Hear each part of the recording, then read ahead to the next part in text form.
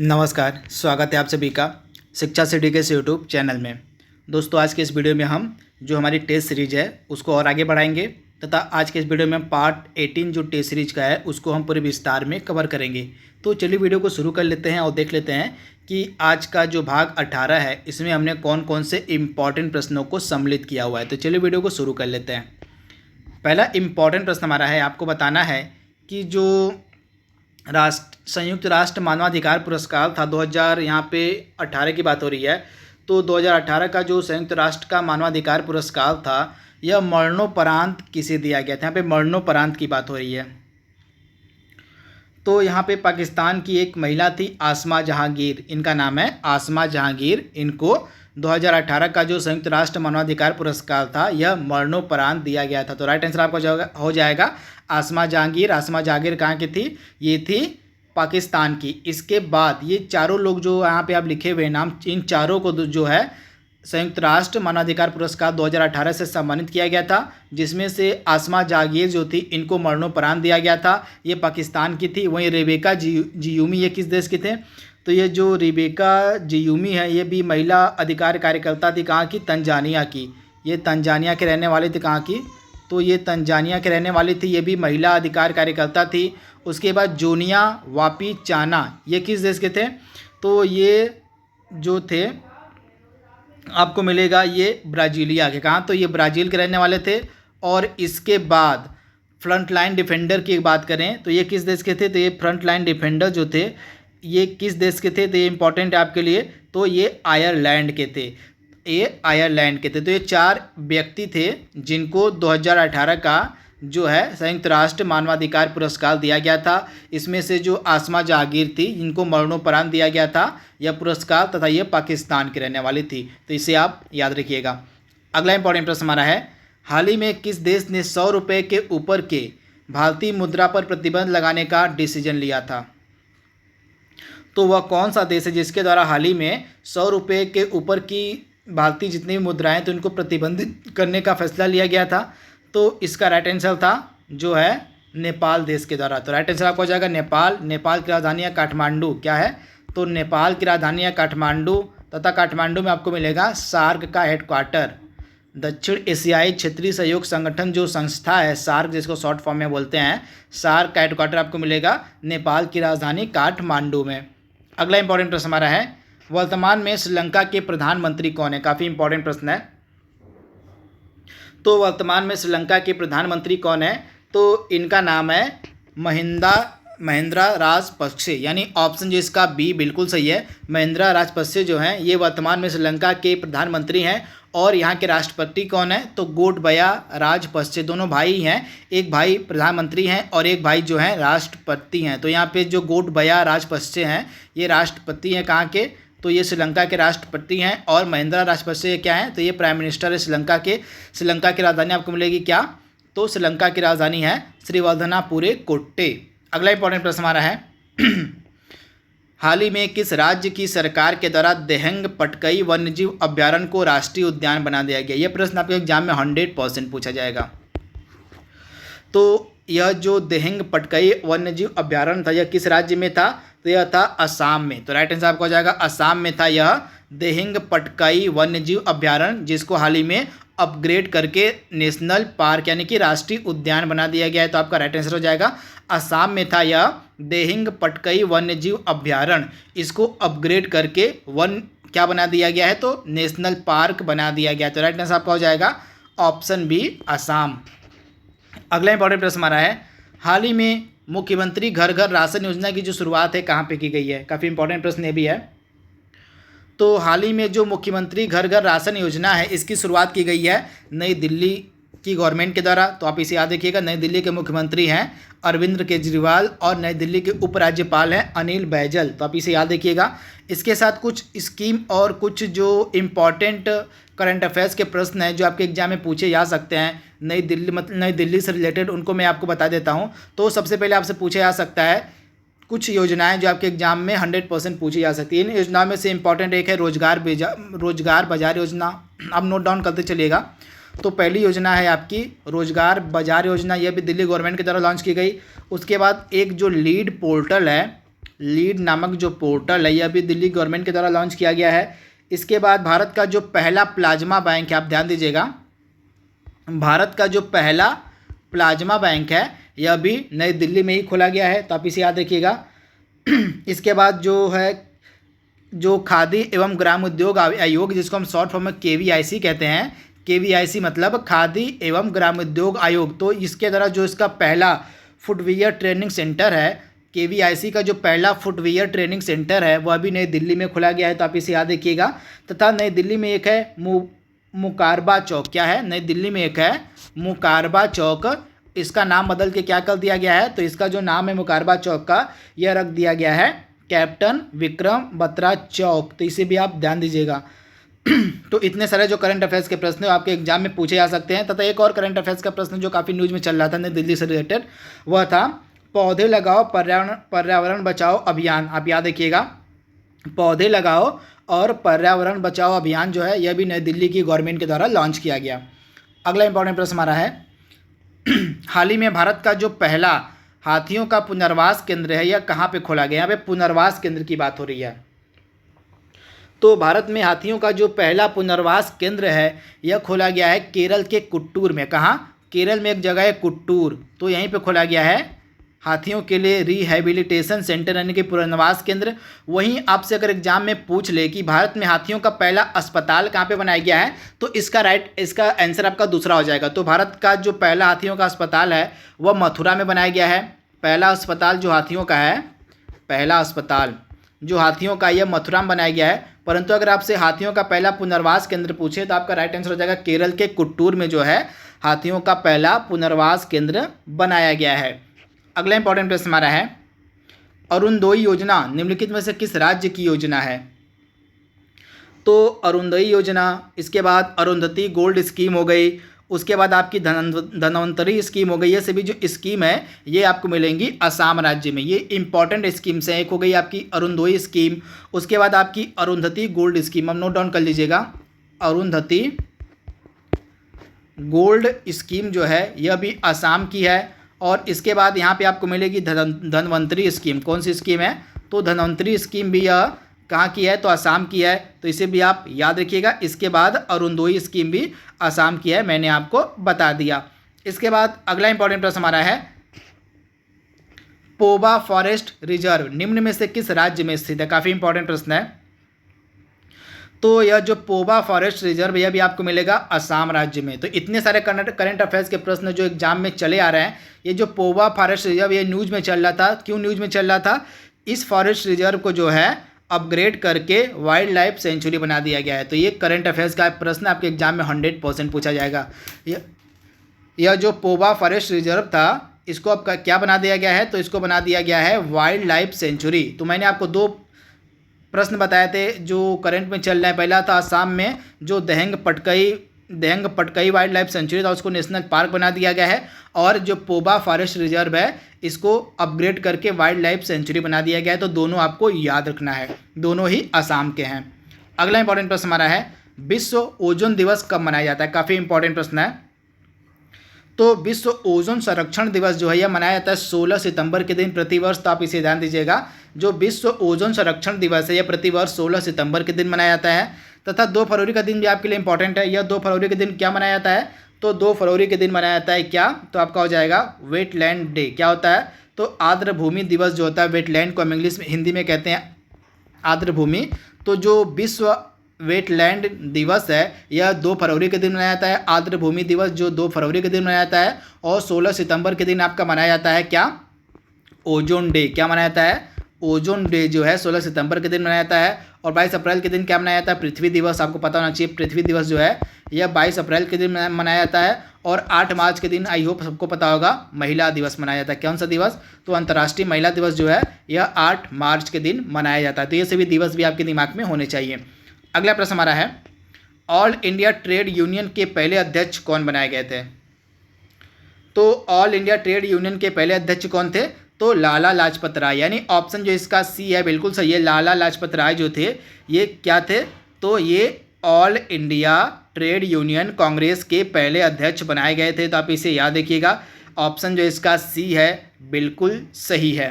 अगला इंपॉर्टेंट प्रश्न हमारा है, फसलों के न्यूनतम समर्थन मूल्य यानी कि जो इसका मिनिमम सपोर्ट प्राइस होता है फसलों के लिए, उसकी सिफारिश किसके द्वारा की जाती है? यहाँ पे एमएसपी की सिफारिश की बात हो रही है, कौन करता है? तो एमएसपी की सिफारिश किसके द्वारा की जाती है?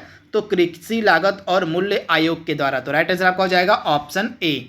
अगला प्रश्न हमारा है, बांधवगढ़ टाइगर रिजर्व निम्नलिखित में से किस राज्य में स्थित है? आपको बताना है।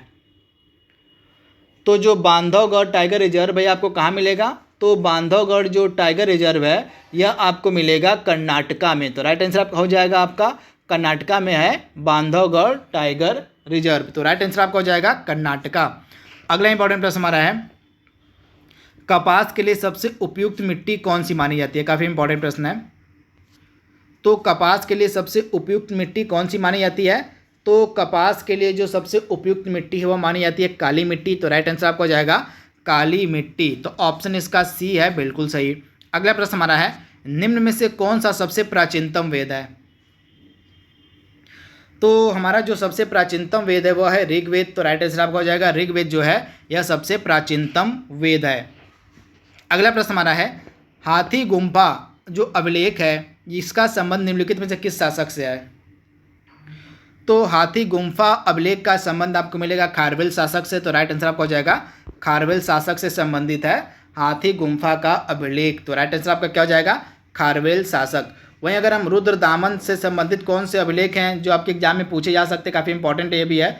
तो रुद्रदामन से संबंधित कौन सा अभिलेख है जो कई बार एग्जाम में पूछा गया है? तो यह अभिलेख है जूनागढ़ का अभिलेख। आप याद ध्यान दीजिएगा, रुद्रदामन जो था इससे संबंधित कौन सा अभिलेख है? तो जूनागढ़ का जो अभिलेख है इसका संबंध किससे है? तो रुद्रदामन से है। वहीं समुद्रगुप्त से संबंधित कौन सा अभिलेख है? तो प्रयाग स्तंभ लेख जो है, आप ध्यान दीजिएगा, प्रयाग स्तंभ लेख का संबंध किससे है? समुद्रगुप्त से है।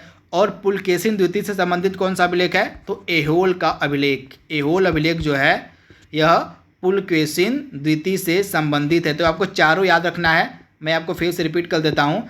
खारवेल शासक से संबंधित कौन सा अभिलेख है? हाथी गुम्फा का अभिलेख। और रुद्रदामन शासक से संबंधित कौन सा अभिलेख है? जूनागढ़ का अभिलेख। और समुद्रगुप्त से संबंधित कौन सा अभिलेख है? प्रयाग स्तंभ लेख। और पुलकेशिन द्वितीय से संबंधित कौन सा अभिलेख है? तो ऐहोल अभिलेख। चारों आपको पता होना चाहिए। अगला प्रश्न हमारा है, जो चित्रित मृदभांड है इनका जो उपयोग है सर्वप्रथम बार किस काल में किया गया था, किस समय किया गया था? आपको बताना है।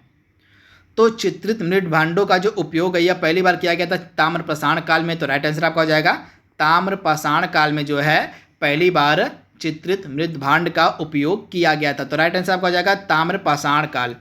अगला प्रश्न हमारा है, मौलिक कर्तव्यों की यहाँ पे बात हो रही है, यानी कि फंडामेंटल ड्यूटीज़ की यहाँ पे बात हो रही है। आपको पता होना चाहिए आर्टिकल जो हमारा 51A है, 51A यानी कि अनुच्छेद जो 51 क है, इसके अंतर्गत मौलिक कर्तव्यों को सम्मिलित किया गया है। टोटल जो हमारे संविधान में 11 मौलिक कर्तव्यों की संख्या पे याद देखिएगा, 11 टोटल हमारे संविधान में मौलिक कर्तव्य हैं। तथा इन मौलिक कर्तव्यों को सम्मिलित करने के लिए हमारे संविधान में किस समिति ने रिकमेंड किया था? तो स्वर्ण सिंह समिति। आपको इतनी सारी चीज़ें पता होनी चाहिए। स्वर्ण सिंह समिति के रिकमेंडेशन पर ही जो है हमारे भारतीय संविधान में मौलिक कर्तव्यों को सम्मिलित किया गया था। अनुच्छेद 51A के तहत टोटल हमारे भारतीय संविधान में 11 मौलिक कर्तव्य हैं। तो आपको बताना है कि जो मौलिक कर्तव्य हैं ये किस देश से लिए गए हैं? तो किस देश के संविधान से लिए गए मौलिक कर्तव्य? तो सोवियत संघ, जो पूर्व में सोवियत संघ था, जो इसको अब हम कहते हैं रूस के नाम से जानते हैं सोवियत संघ को, तो यहीं से लिए गए थे मौलिक कर्तव्य। तो आप इसे ध्यान दीजिएगा। तथा पूर्व में जो सोवियत संघ था इससे और भी कुछ लिया गया है। जी हाँ, तो हमारी जो प्रस्तावना है, हमारी जो प्रियम्बल है, हमारे प्रियम्बल में जो सामाजिक, आर्थिक और राजनीतिक न्याय का जिक्र है वह भी सोवियत संघ से ही लिया गया था। तो आप इसे ध्यान दीजिएगा, हमारी जो प्रस्तावना है उसमें जो सामाजिक, आर्थिक और राजनीतिक न्याय का जिक्र है वह भी सोवियत संघ से ही लिया गया था। तो ये भी आपको पता होना चाहिए। अगला इंपॉर्टेंट प्रश्न हमारा है, भारत का राष्ट्रपति बनने के लिए जो न्यूनतम आयु सीमा है वह क्या रखी गई है? तो भारत का राष्ट्रपति बनने के लिए न्यूनतम आयु सीमा होनी चाहिए 35 वर्ष। तथा लोकसभा के लिए जो न्यूनतम आयु सीमा है वो है 25 वर्ष, लोकसभा के लिए 25 वर्ष। और आपकी राज्यसभा के लिए जो न्यूनतम आयु सीमा है वह 30 वर्ष रखी गई है। तो आपको तीनों पता होना चाहिए। लोकसभा के लिए जो न्यूनतम आयु सीमा है वह रखी गई है 25 वर्ष, राज्यसभा के लिए न्यूनतम आयु सीमा रखी गई है 30 वर्ष और 35 वर्ष जो है न्यूनतम आयु सीमा है भारत के राष्ट्रपति बनने के लिए। अगला इंपॉर्टेंट प्रश्न हमारा है, अध्यादेश को की जो शक्ति है, ऑर्डिनेंस का जो पावर है, ऑर्डिनेंस जो है कौन से आर्टिकल के अंतर्गत लाया जाता है आपको बताना है। तो ऑर्डिनेंस से संबंधित कौन सा आर्टिकल है, तो आर्टिकल 123 यानी कि आर्टिकल 123। अगला इंपॉर्टेंट प्रश्न हमारा है, हमारे देश के पहले उपराष्ट्रपति कौन थे।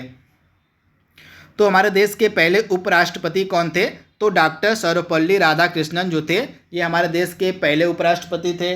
इसके बाद हमारे देश के पहले राष्ट्रपति थे डॉक्टर राजेंद्र प्रसाद, और हमारे देश के पहले प्रधानमंत्री थे पंडित जवाहरलाल नेहरू। तो तीनों आपको पता होना चाहिए। अगला इंपॉर्टेंट प्रश्न हमारा है, राज्यसभा में अधिकतम सदस्य संख्या कितनी होती है। तो राज्यसभा में अधिकतम सदस्य संख्या होती है 250 और लोकसभा में अधिकतम सदस्य संख्या होती है 552। तो दोनों आपको याद रखना है, राज्यसभा में अधिकतम सदस्य संख्या होती है 250 और लोकसभा में अधिकतम सदस्य संख्या होती है 552। हो सकती है, यहाँ पे बात हो रही है। तो अगला इंपॉर्टेंट प्रश्न हमारा है, भारत में वर्तमान में कुल कितने उच्च न्यायालय यानी कि हाई कोर्ट हैं। तो भारत में वर्तमान में 25 उच्च न्यायालय हैं। इससे पहले हमारे राज्य में 24, मतलब हमारे देश में टोटल 24 उच्च न्यायालय थे, परंतु एक लेटेस्ट बना है 25वां उच्च न्यायालय। कौन सा बना है, तो आंध्र प्रदेश उच्च न्यायालय जो है यह हमारे देश का 25वां यानी कि सबसे लेटेस्ट उच्च न्यायालय है। तो आपको पता होना चाहिए हमारे देश में वर्तमान में 25 उच्च न्यायालय हैं, जिनमें से हमारे देश का सबसे लेटेस्ट यानी कि 25वां जो उच्च न्यायालय है आपको मिलेगा आंध्र प्रदेश उच्च न्यायालय। अगला इंपॉर्टेंट प्रश्न हमारा है, जोग या गोरसप्पा जिसको कहते हैं जलप्रपात किस नदी पर बनाया गया है, मतलब किस नदी पर है। तो गोरसप्पा या जोग जो जलप्रपात है आपको मिलेगा शरावती नदी पे। तो राइट आंसर आपका हो जाएगा शरावती नदी। अगला इंपॉर्टेंट प्रश्न हमारा है, भारत की सबसे बड़ी जो खारे पानी की झील है जिसको हम सांभर झील के नाम से जानते हैं, यह किस राज्य में स्थित है। तो भारत की जो सबसे बड़ी खारे पानी की झील है जिसको हम सांभर झील के नाम से जानते हैं, यह आपको मिलेगी राजस्थान में। तो राइट आंसर आपका हो जाएगा राजस्थान में आपको मिलेगी भारत की सबसे बड़ी खारे पानी की झील जिसका नाम है सांभर झील। अगला इंपॉर्टेंट प्रश्न हमारा है, सूरत जो है यह किस नदी के किनारे स्थित है। काफ़ी इंपॉर्टेंट प्रश्न है, जो सूरत है यह किस नदी के किनारे स्थित है। तो सूरत आपको मिलेगा किस नदी के किनारे, तो सूरत आपको मिलेगा ताप्ती नदी के किनारे। तो राइट आंसर आपको हो जाएगा ताप्ती नदी के किनारे आपको मिलेगा सूरत जो है यह आपको मिलेगा ताप्ती नदी किनारे। यमुना नदी के किनारे आपको मिलेगा आगरा शहर जो है यह यमुना नदी किनारे स्थित है, इसे आप ध्यान दीजिएगा। अगला इंपॉर्टेंट प्रश्न हमारा है, निम्न में से पृथ्वी का स्वर्ग किस जगह को कहते हैं। काफ़ी इंपॉर्टेंट प्रश्न है। तो पृथ्वी का जो स्वर्ग है यह किसको कहते हैं, तो पृथ्वी का स्वर्ग कहा जाता है श्रीनगर को, इसे आप याद रखिएगा। और वाराणसी को हम क्या कहते हैं, घाटों और मंदिरों का शहर क्या कहते हैं, घाटों और मंदिरों का जो शहर है वो हम कहते हैं वाराणसी को। इसके बाद हम कहते हैं पुणे को डेक्कन क्वीन कहते हैं। क्या कहते हैं, डेक्कन क्वीन जो है हम कहते हैं पुणे को, किसको, तो पुणे को हम कहते हैं डेक्कन क्वीन। और अमृतसर को हम क्या कहते हैं, गोल्डन सिटी। क्या कहते हैं, अमृतसर को हम कहते हैं गोल्डन सिटी। तो चारों आपको पता होना चाहिए, पृथ्वी का स्वर्ग कहा जाता है श्रीनगर, घाटों और मंदिरों का शहर कहा जाता है वाराणसी को, पुणे को हम कहते हैं डेक्कन क्वीन और अमृतसर को कहते हैं गोल्डन सिटी। अगला प्रश्न हमारा है, विद्युत आवेश का एसआई मात्रक आपको बताना है। तो विद्युत आवेश का एसआई मात्रक क्या होता है, तो विद्युत आवेश का एसआई मात्रक होता है कूलाम। तो इसका राइट आंसर क्या हो जाएगा, कूलाम जो है विद्युत आवेश का एसआई मात्रक होता है। और ओम किसका एसआई मात्रक होता है, तो प्रतिरोध का जो एसआई मात्रक होता है उसको हम कहते हैं ओम कहते हैं। और वॉट किसका एसआई मात्रक होता है, तो पावर यानी कि शक्ति का एसआई मात्रक होता है वॉट। अगला प्रश्न हमारा है, लेंस की शक्ति का मात्रक क्या होता है। तो लेंस की जो पावर है, लेंस की जो शक्ति है यह हम मापते हैं डायोप्टर में। तो राइट आंसर आपका हो जाएगा डायोप्टर में जो है लेंस की शक्ति को मापा जाता है। अगला प्रश्न हमारा है, डीजल इंजन जो होता है उसके द्वारा ऊर्जा का रूपांतरण किस प्रकार किया जाता है। तो जो डीजल इंजन होता है यह किस प्रकार ऊर्जा का रूपांतरण करता है, तो यह रासायनिक ऊर्जा से यांत्रिक ऊर्जा में ऊर्जा का रूपांतरण करता है। तो राइट आंसर आप जाएगा रासायनिक ऊर्जा से यांत्रिक ऊर्जा में। इसके बाद जो होती है विद्युत मोटर, तो विद्युत मोटर का कार्य क्या होता है, विद्युत ऊर्जा को यांत्रिक ऊर्जा में बदलती है। तो विद्युत ऊर्जा को यांत्रिक ऊर्जा में कौन बदलता है, तो विद्युत मोटर। ये आपको पता होना चाहिए, विद्युत ऊर्जा को यांत्रिक ऊर्जा में बदलने का जो कार्य है वह कहती है विद्युत मोटर। और यांत्रिक ऊर्जा को विद्युत ऊर्जा में कौन बदलता है, तो यांत्रिक ऊर्जा को विद्युत ऊर्जा में कौन बदलता है, तो आपका राइट आंसर हो जाएगा डायनेमो जो होता है, डायनेमो जो होता है इसका कार्य होता है यांत्रिक ऊर्जा को विद्युत ऊर्जा में बदलना। तो आपको तीनों पता होना चाहिए, जो डीजल इंजन होता है यह रासायनिक ऊर्जा को यांत्रिक ऊर्जा में बदलता है, और जो विद्युत मोटर होती है यह विद्युत ऊर्जा को यांत्रिक ऊर्जा में बदलती है, और जो डायनेमो होता है यह यांत्रिक ऊर्जा को विद्युत ऊर्जा में बदलता है। तो इसे आप ध्यान दीजिएगा। आज का लास्ट प्रश्न हमारा है, दूर दृष्टि दोष के निवारण के लिए किस लेंस का प्रयोग किया जाता है? तो दूर दृष्टि दोष के निवारण के लिए किस लेंस का हम उपयोग करते हैं? तो उत्तल लेंस इसका राइट आंसर हो जाएगा। दूर दृष्टि दोष को कम कर मतलब खत्म करने के लिए, उसका निवारण के लिए हम उत्तल लेंस का प्रयोग करते हैं, तो इसे आप ध्यान दीजिएगा। और निकट दृष्टि दोष के निवारण के लिए जो है अवतल लेंस का उपयोग किया जाता है। तो दोनों आपको पता होना चाहिए। तो दोस्तों यहाँ पे हमने जो टेस्ट सीरीज हमारी 18वें नंबर की थी उसको हमने पूरे विस्तार में कवर कर लिया है। जल्दी मिलेंगे हम 19वें नंबर के टेस्ट सीरीज में। तब तक के लिए thank you, thanks for watching, thank you.